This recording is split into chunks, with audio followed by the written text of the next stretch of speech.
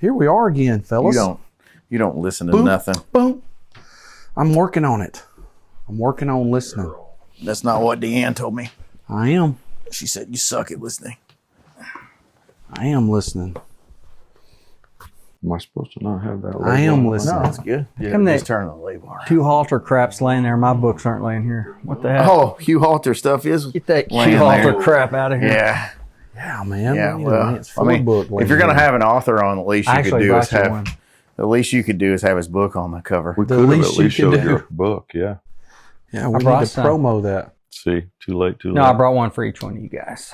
All right. I will proudly promo mine. I hold it just Hey, I like see this. you the got whole a hat time. on there. What is that hat all Yeah. about there, brother? What It's is that? just, I don't know. Just mixing it up, man. What's the hat? Is that lucky little hat? Lucky. Some golf stuff. Oh, go. Yeah, you need a lot of luck. All right, boys. Senior You'll game. find out here in a few Welcome days. to another episode of Misfit Social Podcast. We've got special guest with us today, Mr. Lance Ford. Good to have you, man. Good to be Yes. here, brother.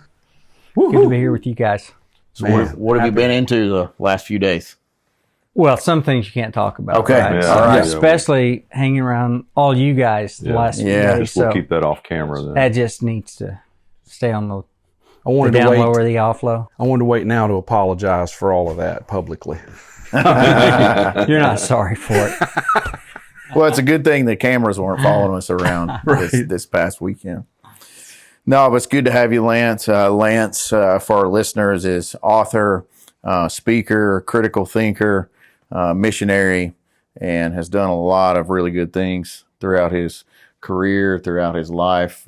Lance, I haven't known you very long, but Paul tells me very, very good things about you. And, of course, we already mentioned Mr. Hugh Halter. I know you guys are kind of tied, or at least I Yeah. hear you all are tied a little bit. We can go far back. Yeah.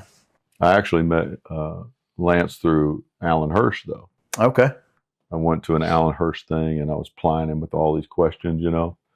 And how he is, you ask him a specific question, he goes off into the clouds and starts theorizing about everything. Yeah. And he never does give me, he's like a politician. He never gave me an answer. And I'm like, you realize every time that I ask you a specific question, you just theorize, right?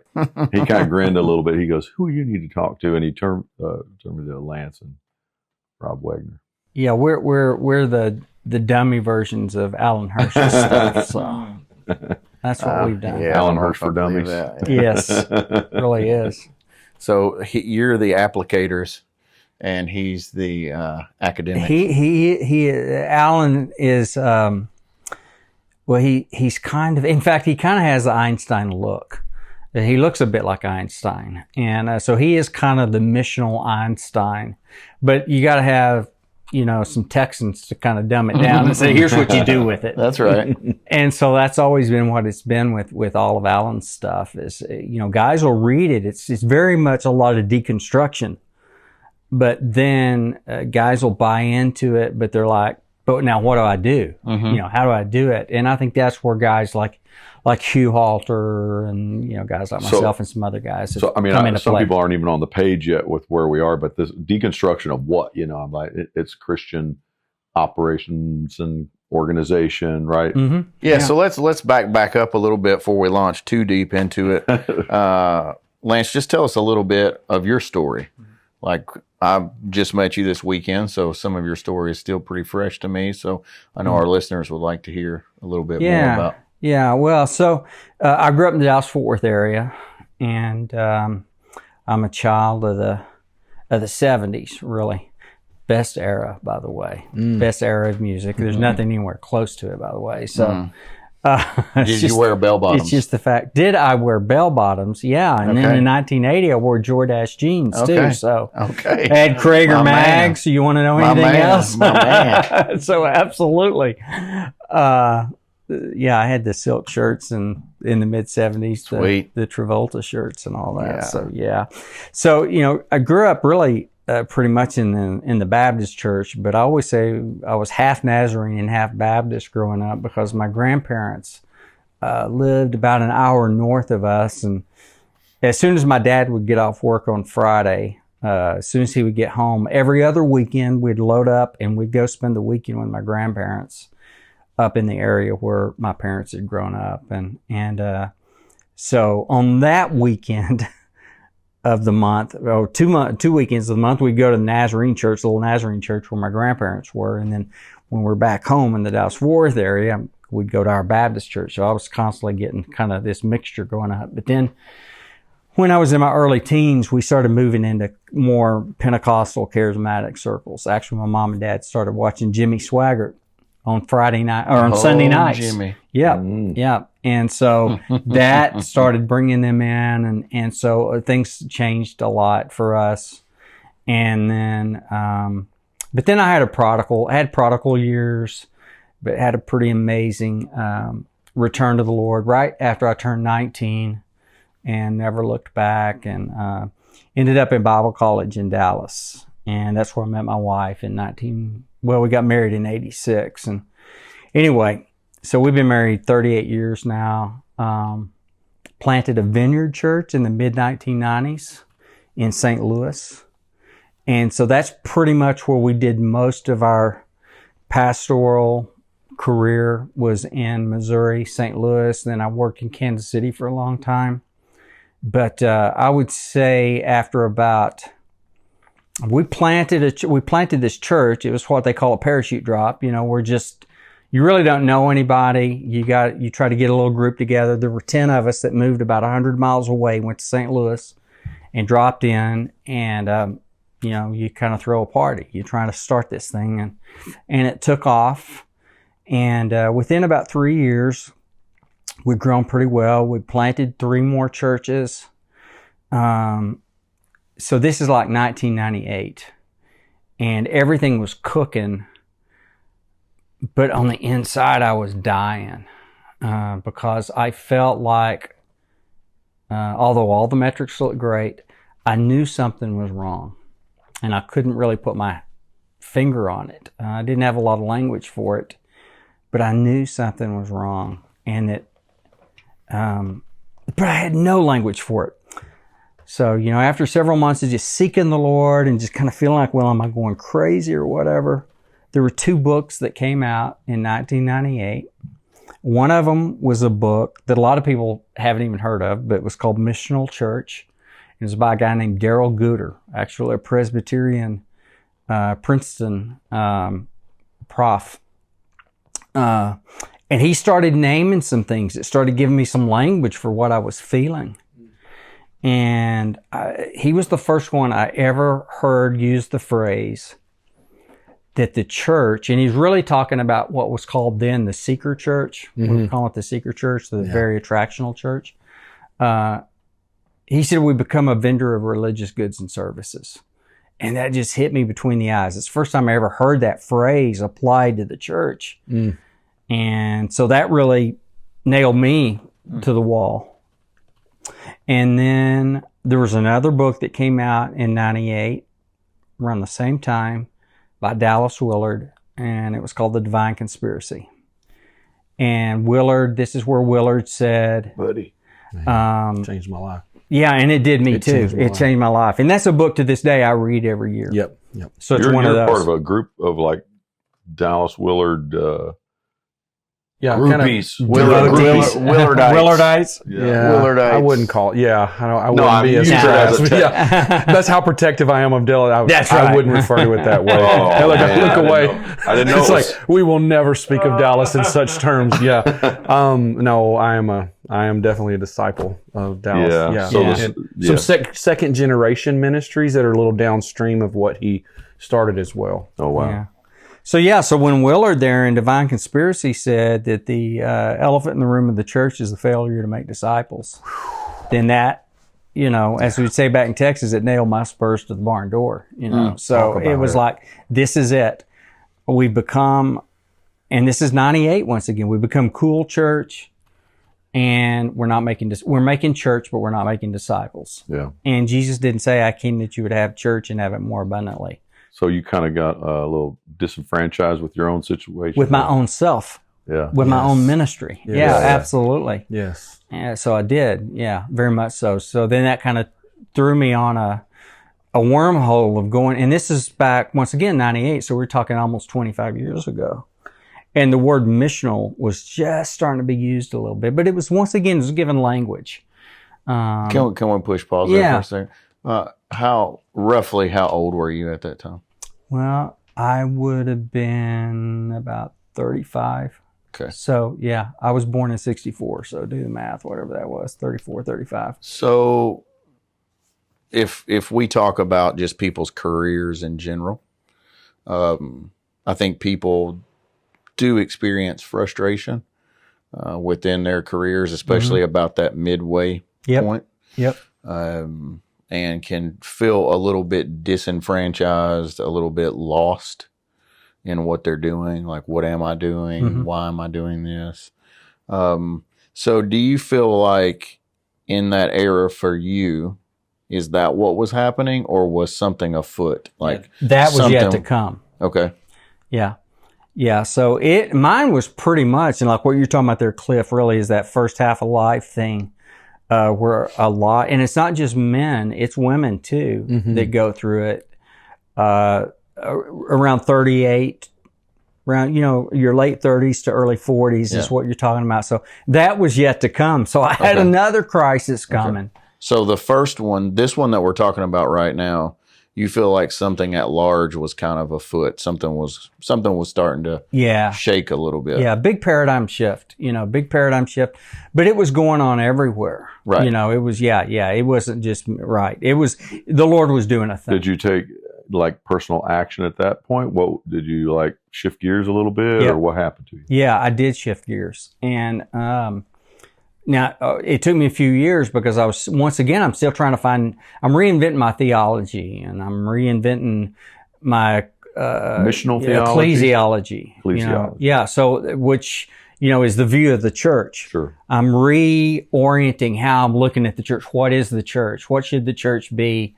So more than anything, it was that ecclesiology. So, and then I started reverse engineering, which I think I've done to this day, is say you've got to go back, and see, first of all, how did we get here?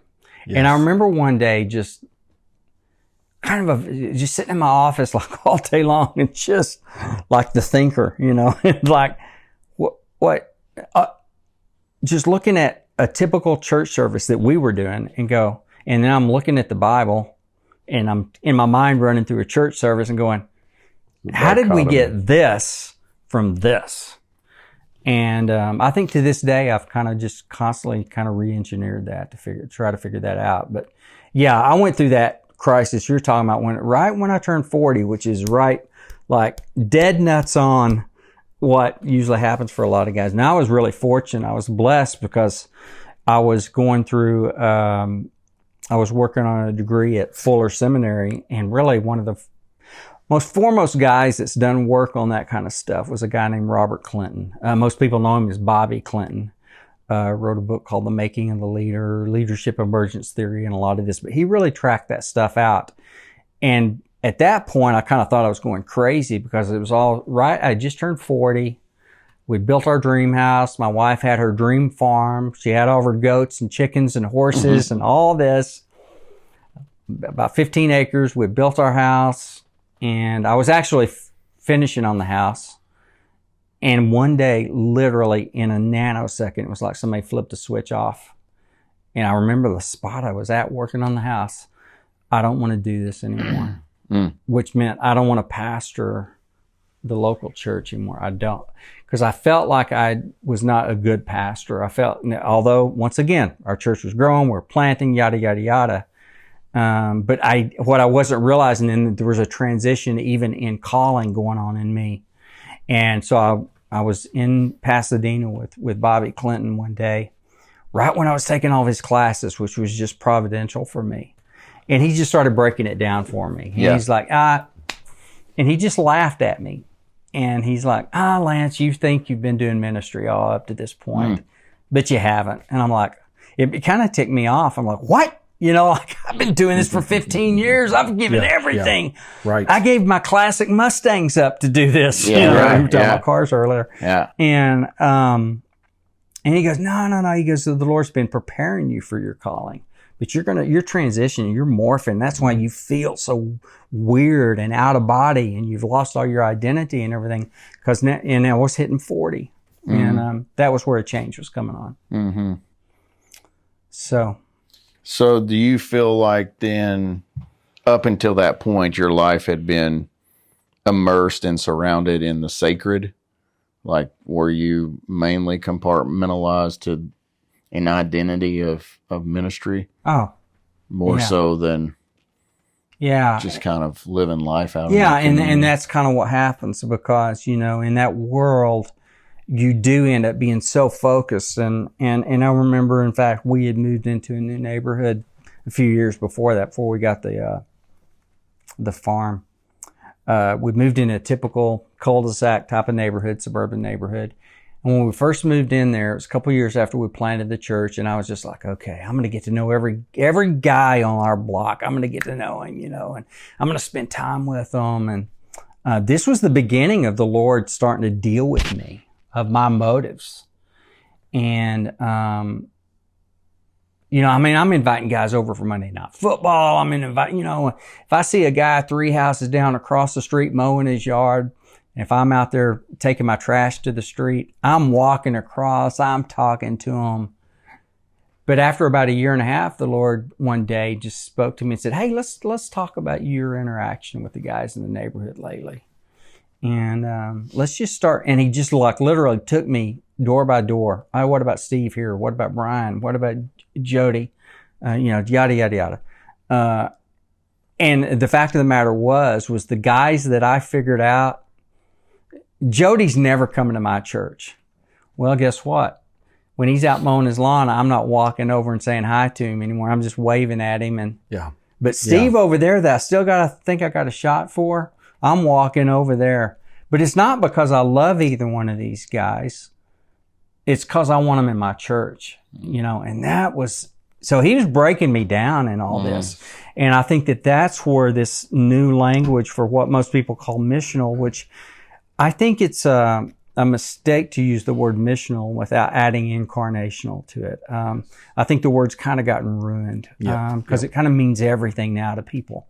So I like to say missional incarnational, because I would just say it this way, is that, and a lot of people, in fact, they mistake out, and I'm not trying to take us down some pig trail here, but I think some people quite often mistake outreach and evangelism for missional.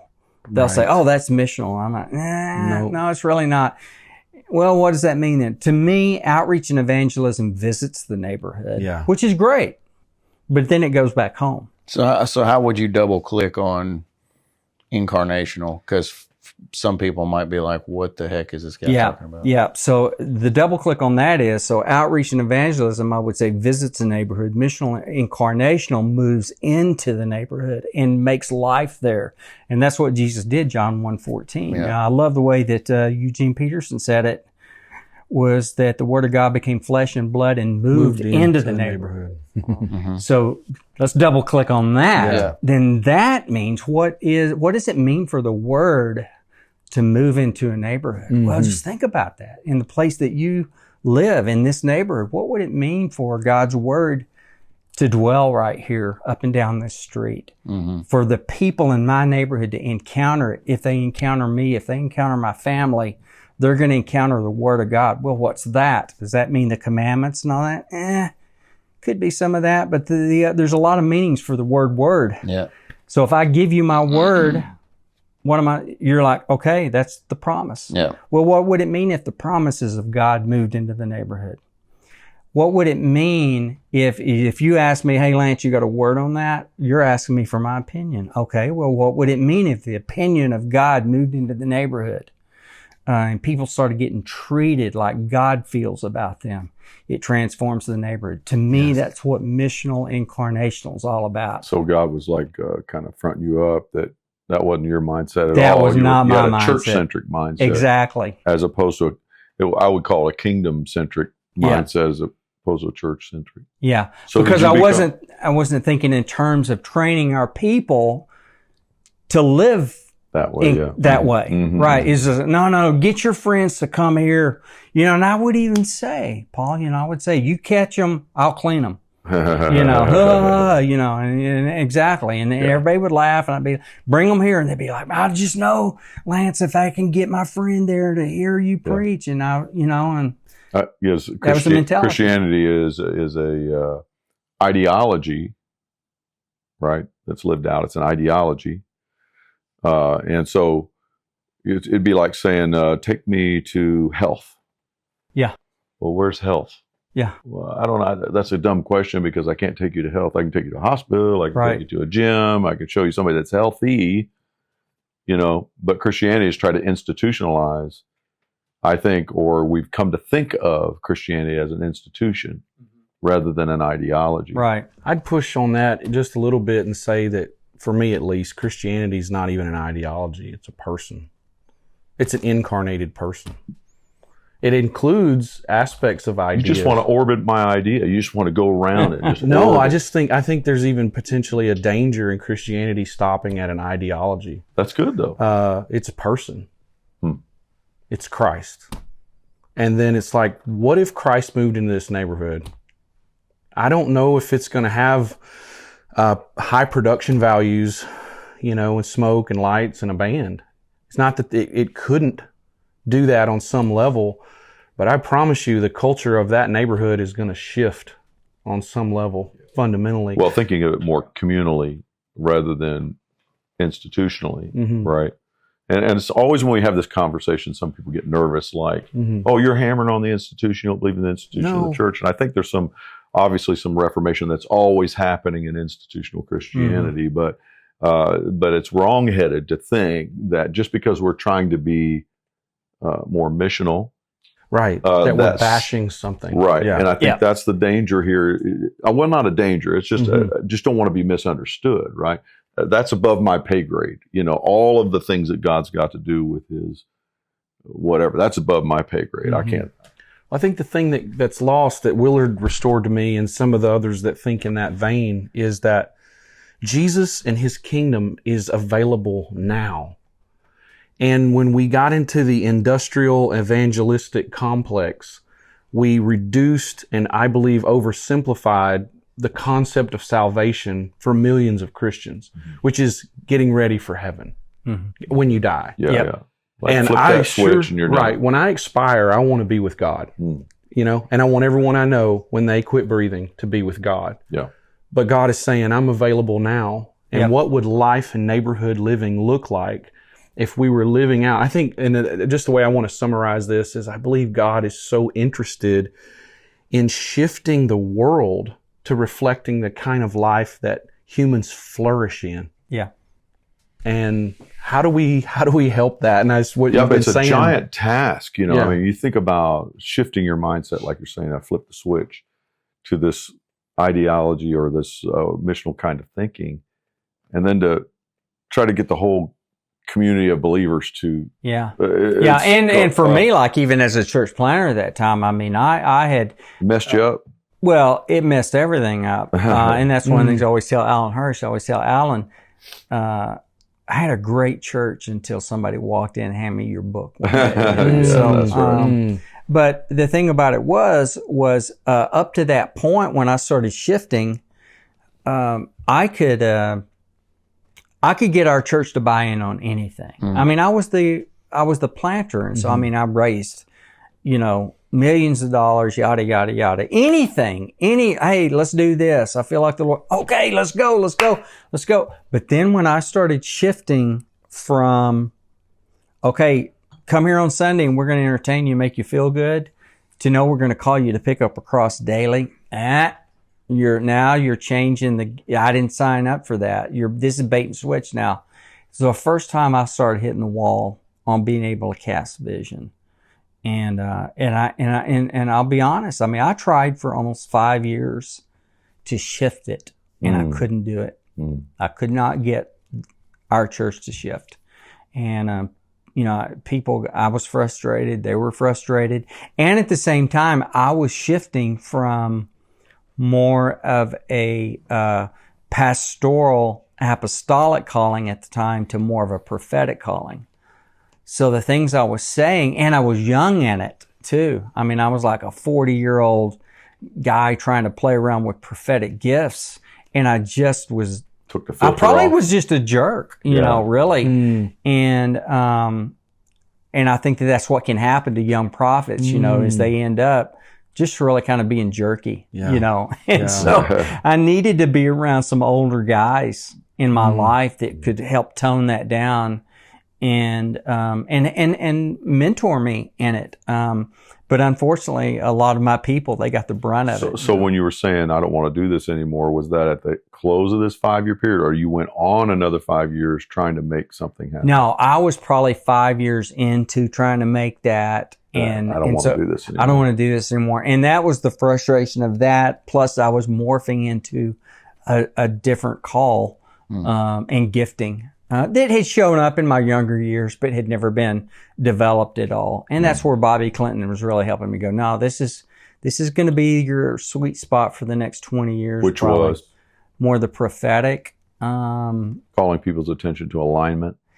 Really kind of, that. And very much, I mean, the Issachar, you know, kind of factor of Issachar understood the times and seasons and knew what Israel should do. So, you know, seeing things around the corner for the sake of the church that other people are going, you've lost your mind. You're crazy. Yeah. Well, it's not, like I've said to you, I think it's no fun to be a barking dog on the back of the sheep.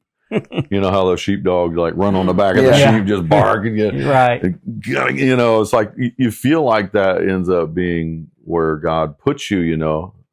Well, and just for our listeners, like when you say prophet, I mean, most people have probably seen Fletch Lives. You know, are we talking about Jerry Farnsworth, where you know you got the earpiece in? I think, exactly. And I think Farnsworth is going to be on an episode here sometime. That'd be great. I think he's going to make a special guest That appearance. would be fantastic.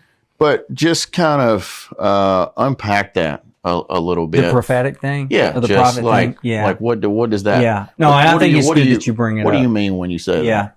Yeah. People freak out about that.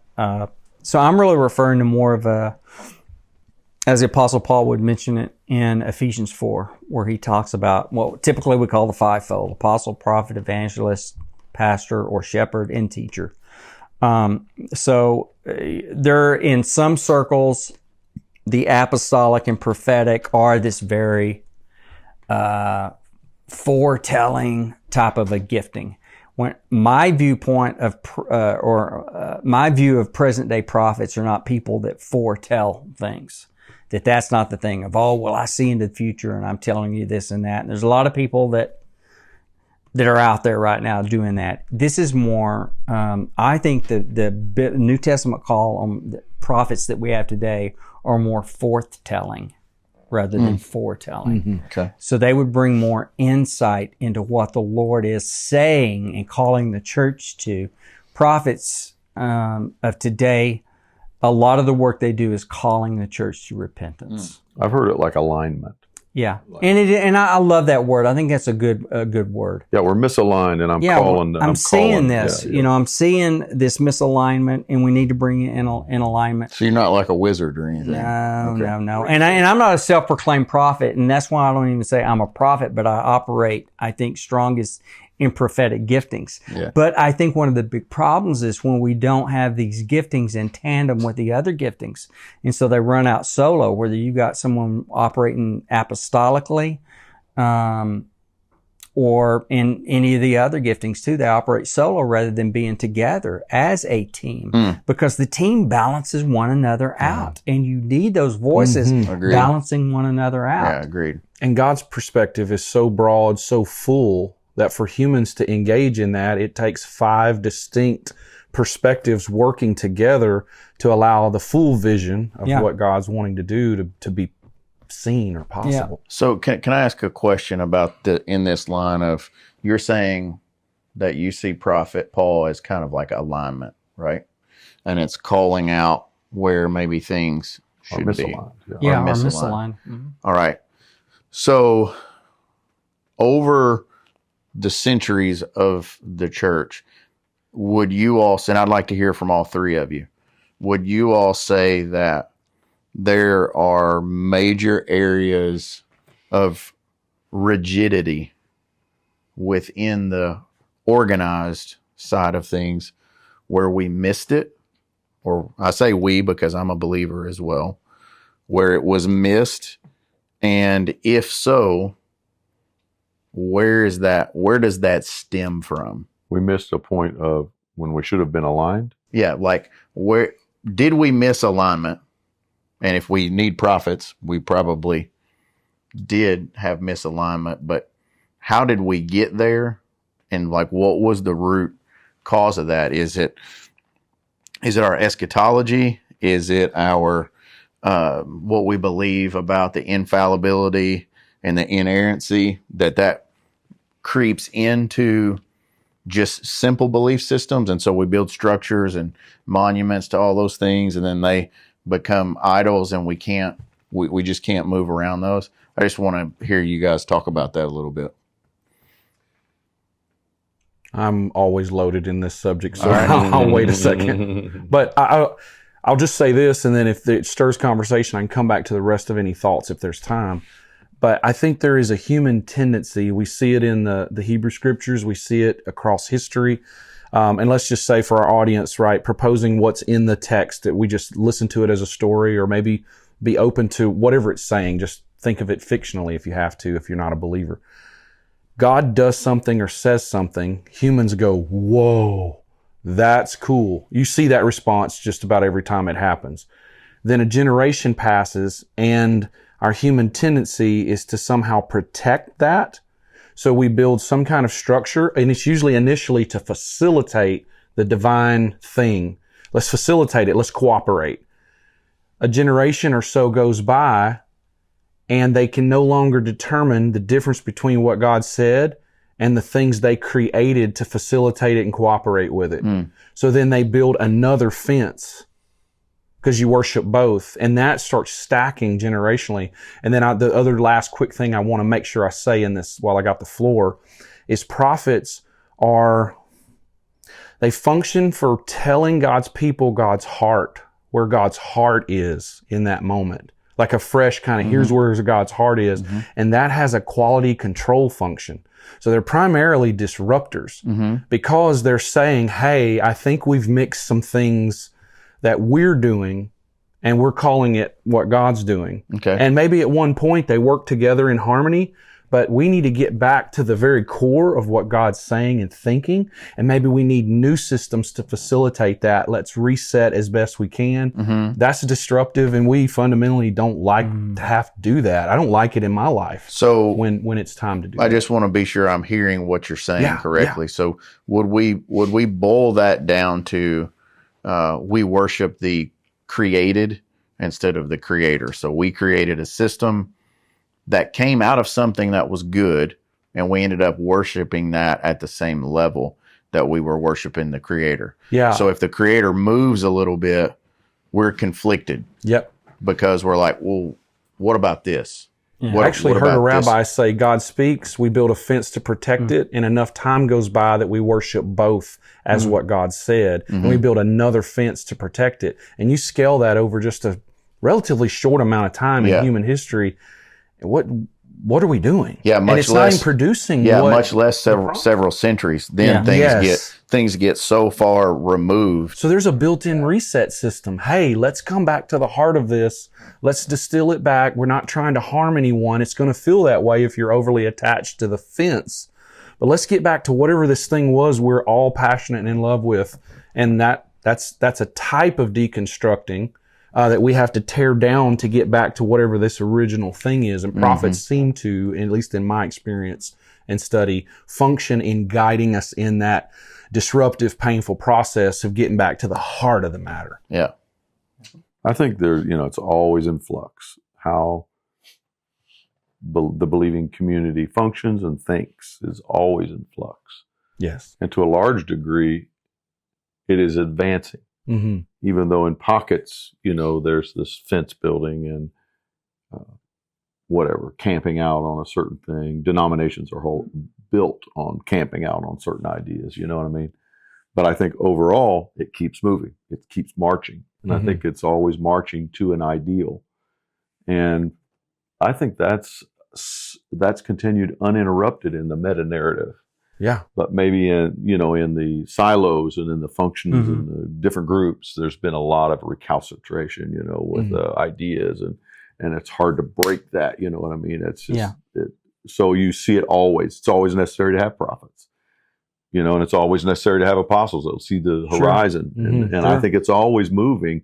It's just that sometimes the people that are moving are outliers. Yeah.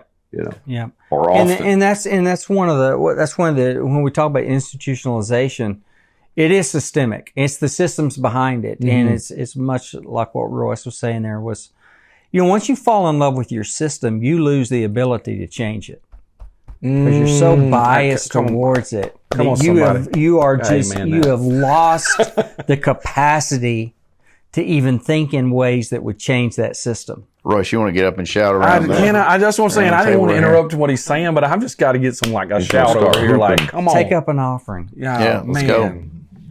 Excellent. I see that even in the corporate world. I mean, as a CEO, business owner, like I have been guilty of working so hard on a plan or a system for the organization that I fall in love with that system and I buy into that system being the reason for the success. Yes. When really it was a part of the success, but it took the vision, it took the team players, it took capital. Like there was all kinds of things that went into that. So I guess what I'm trying to land the plane with there is that I feel like this is probably systemic of the human condition. Yes. It can be overlaid on business. Yeah. And it can be overlaid on community. Absolutely. Our nature works this way. Yeah. And that's why this whole fivefold is very applicable everywhere because entrepreneurs are apostles. Yeah. That's the apostolic gift. So that's what your gifting is. I mean, you're an example left to of that. themselves, they railroad people. Absolutely. And they leave a wake of dead That's bodies. why once again they need the other voices, and they need that Innovator. shepherd too, Shepherd. that would come in and go. And that's why there's a really good book. In fact, we mentioned in Starfish and The Spirit, called The Five Voices by Steve Cockram and Jeremy Kubicek. And they talk in there about voice order. And even as a fivefold team, that when you get together, who should speak first? Because typically the apostle speaks first, and then it just shuts everybody else down. And then the prophet comes in and by the way, this is wrong and that's wrong and this is wrong. Well, and it just shuts down that gentle shepherd voice. Yeah. So it's even kind of some rules that we operate from and saying, let the shepherd speak first. Yeah. Because he or she's not going to speak if the others speak first. Yeah. Like my wife's opinion on everything is much more gentle than mine. I'm ready to come off the top rope, say it like it is. Yeah. Hey, you guys are wimps if you don't stand for what's right, that kind of thing. Exactly. And she's like, whoa, And it just shuts. Yeah. Right. And then the opposite of that is if you have, absolutely. Too gentle. Well, if you have a shepherd-dominated environment, which I've seen a lot, to where apostles and prophets are like mutants. They're freaks, and we have no room for you. Want a bigger and I'm agreeing rules with and regs. I'm agreeing with that opposite. But here's what happens: is when you have a shepherd-dominated environment, your temptation is, what do the people want? What do the people want? Right. And so you're always Become in a crowd pleaser. Yeah. Consumerism really can thrive there in a shepherd-dominated environment because the MO is the well-being of people. Well, you become like in your business. You become. That's exactly what. It's a different kind of CEO. It's the chief enablement officer. Right. Is what you become, and really that's nothing. Right. That's going to be so short-lived, and you as the enablement officer are going to be absolutely flat, burnt out, and ready. And I think that's why there has to be dialogue like this. You know what I mean? In every environment and in everything, there has to be dialogue. And people have to have the freedom without, that they're going to get in trouble for giving their wrist opinion. slap. Yeah, exactly. That's when we get back to making sure that we honor covenant, because that's why fivefold doesn't seem to thrive in a lot of environments, is because they're really covenant deficient. When we strengthen our bonds, then we can pull and resist and even disagree, but we don't let go or dishonor each other. We stay in that tension, and something more beautiful than either one of our opinions starts appearing, and we both look at it and go, that's where we need to go. Yeah, Alan Hirsch would say that most apostle prophets get voted off the island. Yeah. Yeah. Right. That's why you have different businesses start. That's why you have, they won't stay. Yeah. And this is a big reason why Jesus demanded more of a decentralized leadership. Yes. This is why he said, don't have rank-based titles, because rank-based titles raise one up above another. Yes. Now you're getting into your book, right? Well, because the I Atlas got to pitch factor. the book, right? Well, yeah. No, I think it's great. It's a great segue, and I wanted to mention it. we can come back to some of the other stuff. Let's jump into the book, because we were going to get to that. So we're here, so let's rock on with it. So we want to talk about Is this the Atlas factor? Yeah. I mean, you're mentioning a principle. I recognize it from reading the book. Yeah. So, well, I'll just give you the metaphor for the Atlas factor. Okay. Yeah. So, in fact, it's your term alignment is all about it. Yeah. So, I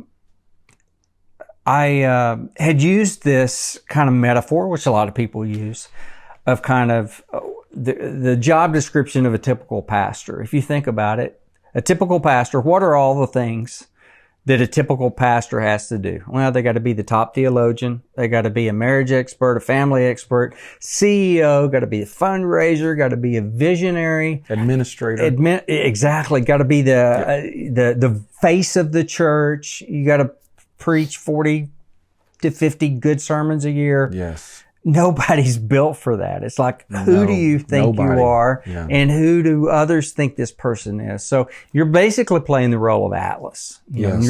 And this is why guys melt down so often. They burn out, they flame out, they crisis out, they scandal out because of all this pressure that no one was built. No one was built to be a king. And, even David, the one after God's own heart, couldn't handle it. No one was meant to be a king.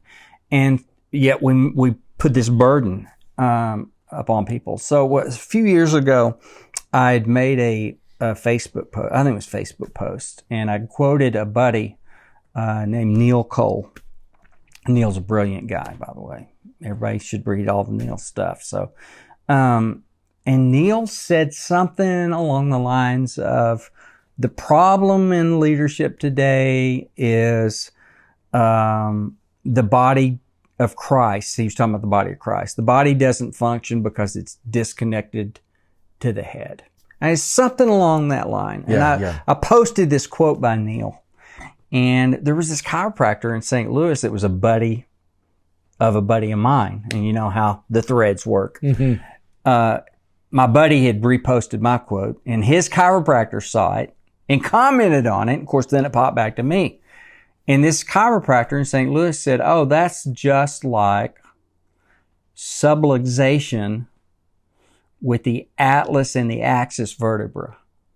Once the body is out of alignment with the head, it loses its ability to function. And I was like, whoa, holy smokes. You know what he's talking about? I'm here. I'm listening. Have you heard about a vertebrae that's called the axis? Atlas? The atlas. No, I thought it was close to the Canuter valve. I got lost there for a minute. Of course. That's the Marsal vein. Yeah. Oh, the Marsal vein, yes. Shifting Marsal vein. I was close. You put four guys in a room, and it always goes back to junior high. They did mention Uranus. Yeah, well, there you planet, go. Right? Thanks for bringing us there. Yeah, it's real close to Good Uranus. fudge there. Okay, so let's bring this back. So the first, the C1 vertebra is called Atlas, and so it looks different than all the other vertebrae. So it's kind of this concave that's right here. And it's where the brainstem connects down into the rest of the body. It connects to the axis. Okay. And so this particular chiropractor, there's a limited number of chiropractors that practice what they call upper cervical care. And all they focus on is the C1 and the C2. So if you go visit them, you're hoping they're going to lay you down and snap, crackle, and pop you. They don't do that. They're just like, no, we're focusing on the relationship between the C1 and the C2 because they believe that if you get the relationship between those two right, everything below it's going to come into order. And so I started getting pretty fascinated by what this guy said. And so I end up reading like 3 books on chiropractor. Is ridiculous. So I start researching, and he had a book, and he said something that was absolutely fascinating. He said, the intelligence of the head is in the body. It just needs no interruption. Oh. Whoa. Now he's talking about the physical body. Apply this to the body of Christ. Apply this to Jesus as the head. And so as I started digging into this, I started going, back in 1978, man. I started going, holy smokes, man, this has implications to the church. Yes. Because as you read this Ephesians 4 text about the apostle, prophet, evangelist, shepherd, and teacher given to equip the body of Christ for its building up and its function, then Paul mentions all throughout there, this is about the relationship to Jesus as the head. And he says, every joint and ligament coming into alignment. And I'm like, whoa. Now, I'm not saying Paul was talking about chiropractic in AD 90, whenever he was writing this, but I do believe it applies. And so what's happened is you reverse engineer and you look at what's got us to the church today. The word leadership is used all the time. I mean, we hear it. It's a $50 billion industry. So leadership. But one day, as I was in the midst of reading all this and thinking about all this, I thought, man, I wonder what the root for leadership is. And so I have this big fat 1955 Oxford Dictionary that I got in a used bookstore years ago. And I got my Oxford Dictionary. I opened it up and said, because what I like about Oxford Dictionaries, it will tell you the etymology of a word. It'll go back and say, well, in 1320, here's what the word meant. And it sometimes will be pages and pages on one definition. So I started looking up the word leadership, and I couldn't find it. I'm looking, I'm finding leader. Okay, come on, leadership page. It's not there. And so literally I thought, well, some pages are torn out. It was not in there. The word leadership was not defined in the Oxford Dictionary in 1955. Wow. Yeah. And I'm like, whoa, I'm hearing like Twilight Zone music in my background because it's so used now. This sent me into like 3 years of research to come to find out that there were not even any books with the word leadership until the mid 1850s. It's a new word. Yeah. So it is such a new word. Now, has there been leadership? Absolutely. There's been leadership going back to the garden. Okay. So we've always had, because I always have to say it because people say, oh, you're saying there's no leadership. No, there's leadership, but I will say this. What we call leadership, right, and what the Lord and what Jesus would call leadership are two different things. Yes. But the word leadership is barely even used in the New Testament, but we use it all the time now. So I started doing all this research and looking back and going, wait, it wasn't even in the secular world until probably the 1820s and 1830s used just a little bit. And it wasn't even until the 1940s and 50s that books were starting to pop up with the word leadership. And it really goes back to a guy named Frederick Winslow Taylor that worked for Bethlehem Steel. He came out in 1911 with a book called The Art of Scientific Management. And so he started creating management theory. And what we call leadership today, most of it's management. Yes. It's how to tell other people what to do. And so this was made for the Industrial Revolution, but then white collar people started picking up on it in the 1940s, and it started moving up the chain, and it started becoming in vogue for the way that you run systems, you manage people. And then that extrapolated over into the church world. It came into the church world after the church growth movement in the early 70s started coming on. The seeker movement came on in the late 1980s. And you had to run these big churches, so they imported management systems into it. Then you got all the metrics and everything. And all the metrics came in after that, and now it's replaced everything. Whereas 50 years ago, if you were sitting in a diner in a little town And if we were all pastors sitting around, there's not anybody in that diner would look at us and go, "There's the leaders." No, they go, "Those are the ministers." Yeah. We don't even use that language anymore. Yeah. So let's make sure we get this clear because we don't have an image of it, but we'll drop it in the link at the bottom of the podcast. The name of the book is called what? The Atlas Factor. The Atlas Factor, and it's out right now? Yeah, it just came out in the spring. Okay. And you're giving how many copies away to our listeners? However many you need. He said 3. Yeah. 3. However many Cliff is financing, we will give every one of them away. So you told a story this weekend. I don't know if these guys know or not, but it's probably going to make Paul's virgin ears incredibly uncomfortable. But you had a neighbor come over right after you moved in. Yeah. And she said, she knocked on the door, you opened the door, and she said, "I hate fucking evangelicals." She did say that. That was your welcome into the neighborhood. Yep. So how did that work How did that work out? How did that work out as the... What era was this in? When you were in St. Louis? This was in Kansas City. Yeah, this was in 2010. We just moved. We were 3 days into a new neighborhood. I mean, that's a great welcome gift. Yeah. Yeah, so we got a knock on the door, and I opened the door. Sherry was still putting our kitchen together, and I answered the door, and this young lady was at the door, and she introduced herself, and she said, "I live across the street. My name's Hillary. Welcome to the effing neighborhood." Yeah. And she said, no, she didn't say that. She said, "I hate effing evangelicals." Yeah. And she turned and she said, "Have a good day," and turned around and walked off. Yeah. Went back home. So as you continue that story, just for time a little bit, as you actually got to know her, and you all became friends. One of her statements, correct me if I'm wrong, if I remember this correctly, she was like, Christians or evangelicals are just weird. Right. Right? That was one of her, that's one of her. She said, she just said Christians. She said, "I never met a Christian that wasn't weird." Yeah. Yeah. So I think I agree with that to a degree. I mean, like, typically if there's a Christian coffee shop that opens, it's called Holy Grounds or, Hebrews, house. Something like that, and it's like, so do you feel like at this place, I mean, you've obviously been through some iterations here, had some major growth, and, do you feel like it is potentially time for new vocabulary as to what we call ourselves?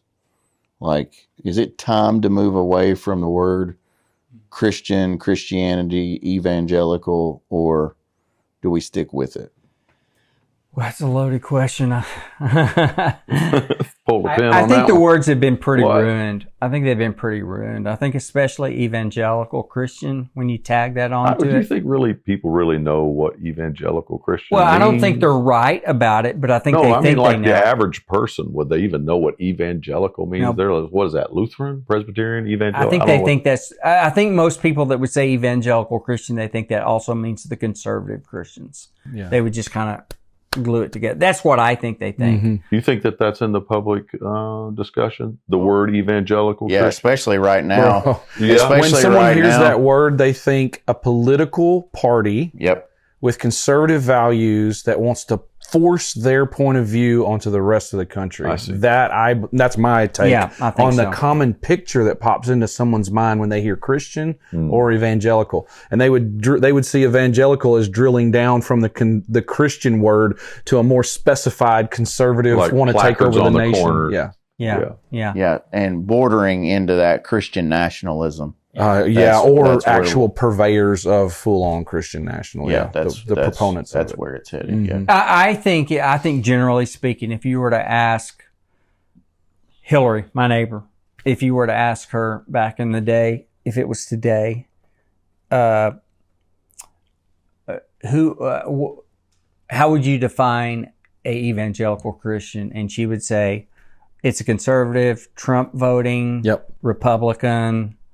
Yep. Anti-abortion, Bigot. anti-gay Known by rights. what they're against. What they're against. No more what you're against than what Yep. you're for. Yep. Right. Hater. Mm-hmm. Judgmental. Yeah, and that's what she meant. Hypocrite. That's would be exactly the- what she meant when she was like, "I hate people like you." You know. Yeah. Yeah, and so we even touched on that book a little bit called Unchristian. Yeah.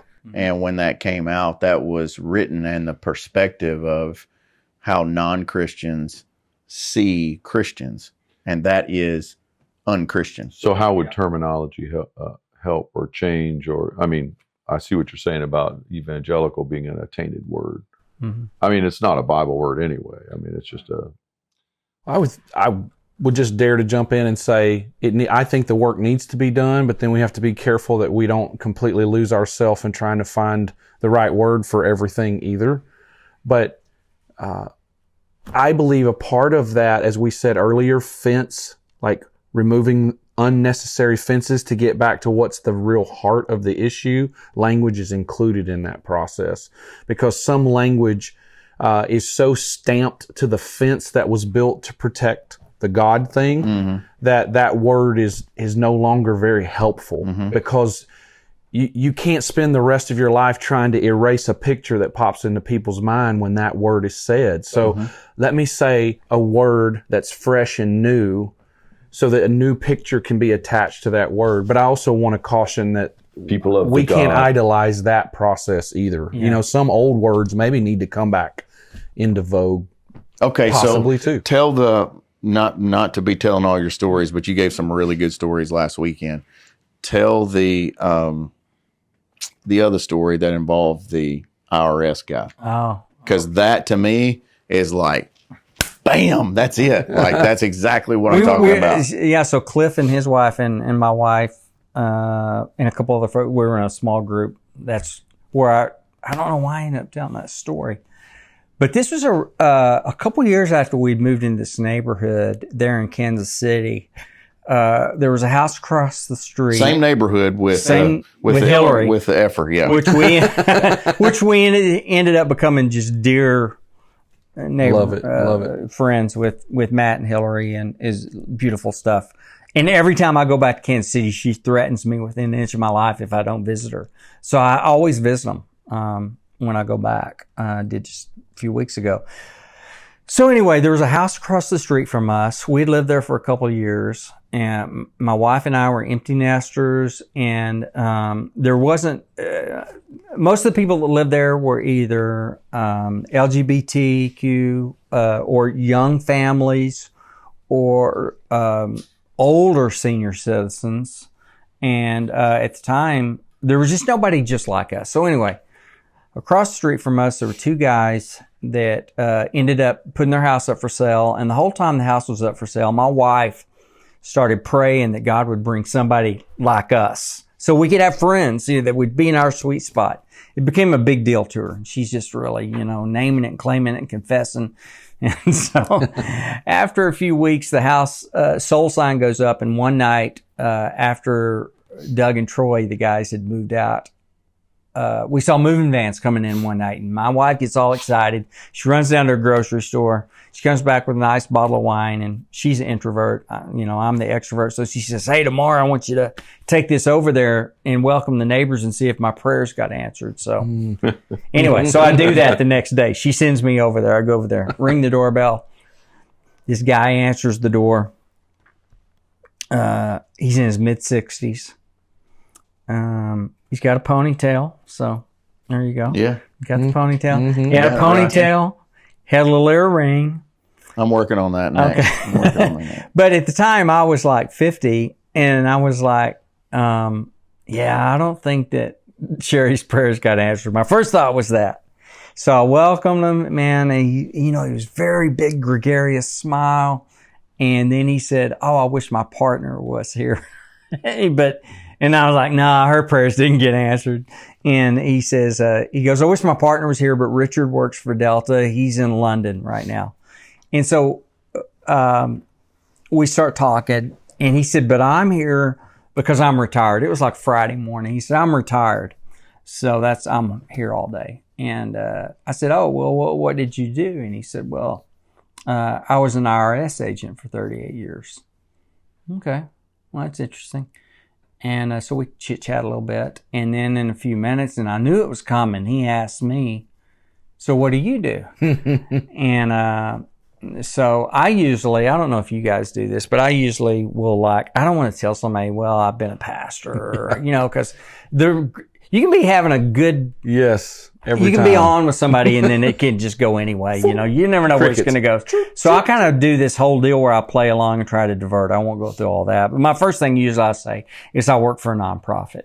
And, but he's like, oh, okay, well, what sector? I mean, he's an auditor, man. Yeah. You're not getting one over on him. It ain't gonna happen. He's gonna keep drilling down. He's drilling your down. category. And so he goes, what sector? And I go, oh, community development.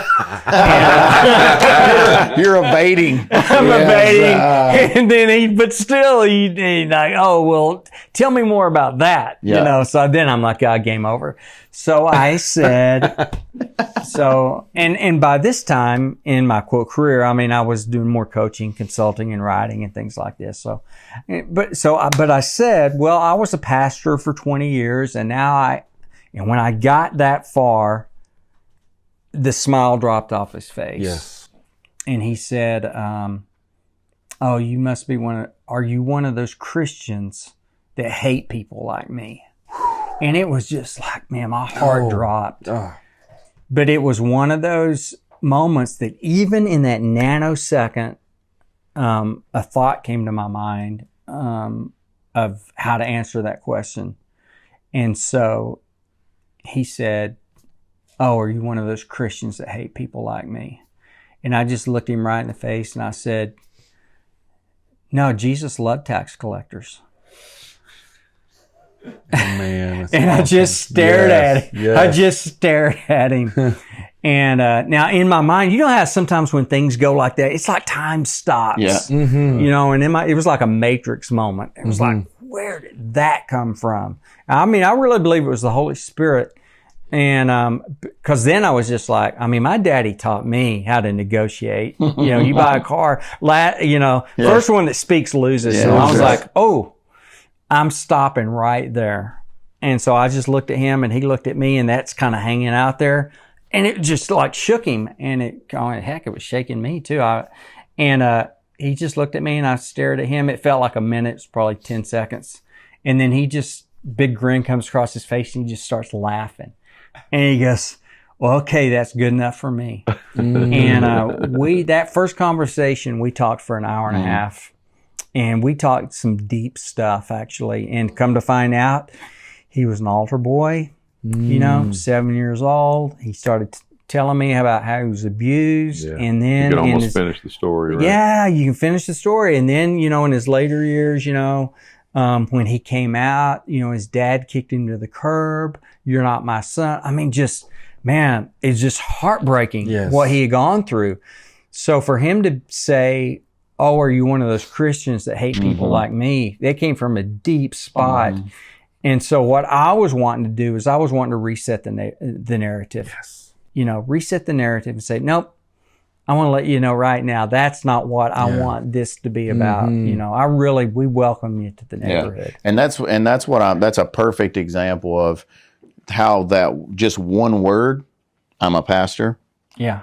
Triggers and almost caused you to lose the ability to reset the narrative because that word came with such baggage for him. Yes. And that's what I'm getting at. I'm not saying that we need to take a wrecking ball to the etymology of all of the words throughout Christian history. No. But my point is also, I think we need to be emotionally intelligent enough and spiritually formed and mature to be like, you know what? That's not a hill I'm going to die on. Right. Like, I'm not going to die on just some verbiage that is not even really in what the original text were or what the original writing. It's normative for us. It's become normative for the last couple hundred years, but that's not a hill I'm willing to die on.